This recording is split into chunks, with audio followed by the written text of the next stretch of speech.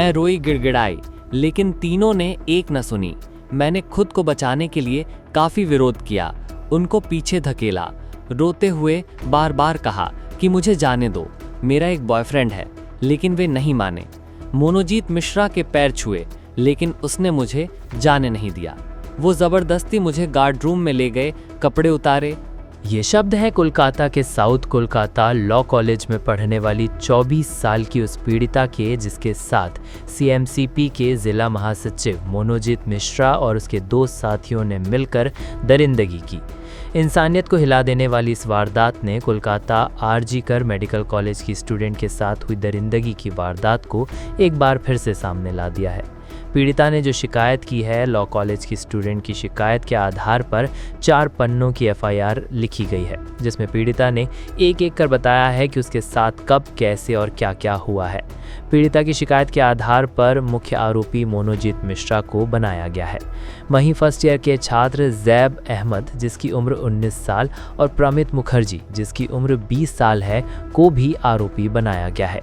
4 पन्नों की एफआईआर में पीड़िता ने यह भी बताया है कि जब उसने यौन संबंध बनाने से मना कर दिया तो उसके साथ मारपीट भी की गई थी।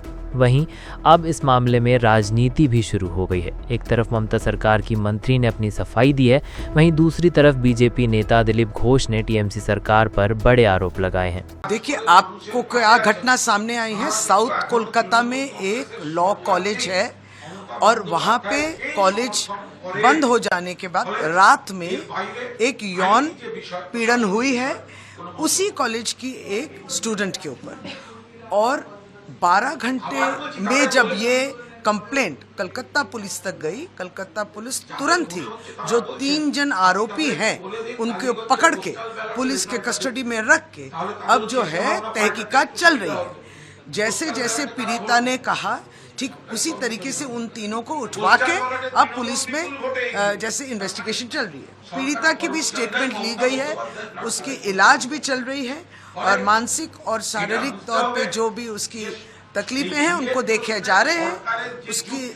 और ये है कलकत्ता पुलिस जो हम लोग उसको आश्वासन दे सकते हैं कि देखिए ये घटना इतनी सीरियस भी है, और इस तरीके की सीरियस घटनाओं को राज्य सरकार या कलकत्ता पुलिस या पश्चिम बंगाल की पुलिस चुपचाप नहीं बैठी रहती है, तुरंत ही एक्शन लेती है। लॉ कॉलेज के अंदर दिन दहाड़े इस प्रकार घटना जब घटता है, जब वहाँ की स्टूडेंट का ऊपर बलात्कार होता है, तो बंगाल का लॉ एंड ऑर्डर का क्या स्थिति है ये सबको समझ में आ रहा है। ममता बनर्जी के पास और कोई काम नहीं, कोई समस्या नहीं है, केवल मंदिर बना करके रथ यात्रा करना। सारा पुलिस प्रशासन को लेकर उन्होंने दीघा में है, और बंगाल में कलकत्ता के अंदर इस प्रकार घटना घट रही है। पूरा बंगाल में हजारों घटना घट रही है, 1-2 सामने आती है। लॉ एंड ऑर्डर का क्या हालत है, सोचने की समय आ गई है। जहां देखिए कोई भी अपराध होता है, टीएमसी के नेता, उनके लोग ही उसमें संलिप्त होते हैं।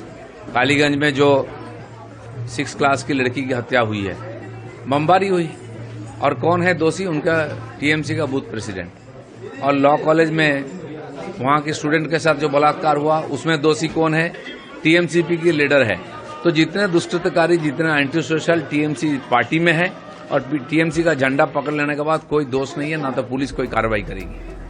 बीजेपी ने तो साफ कर दिया है कि टीएमसी का झंडा उठाने के साथ ही बंगाल में गुंडागर्दी का लाइसेंस मिल जाता है।